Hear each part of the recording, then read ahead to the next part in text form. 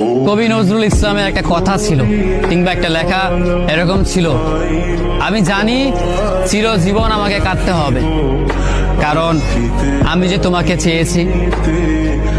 আসলেই আমি যে তাকে চেয়েছি এই জন্য আমাকে সারা জীবন কাটতে হবে, কারণ আমি তাকে কোনোদিন পাবো না, আর পাইনি বলেই আমার কান্না করতে হয়। তাকে আমি প্রচন্ড ভালোবাসি বলেই আমার কান্নাটা আসে, তাকে আমি আমার করে পাইনি বলেই আমার কষ্টটা হয়। কবি নজরুল ইসলামের লেখাটা খুব দারুণ ছিল। আসলেই তাকে পাইনি বলে আমাকে সারা জীবন কান্না করতে হবে। যদি সে আমার এই ভালোবাসাটা বুঝতো, আমার এই অসীম ভালোবাসাটা বুঝে আমাকে একটু বলতো যে আমি অন্যদের মতো কখনোই তোমাকে ছেড়ে যাব না, তাহলে বিশ্বাস করুন পৃথিবীতে হয়তো আমার চাইতে সুখী মানুষ আর কেউ হতে পারতো না।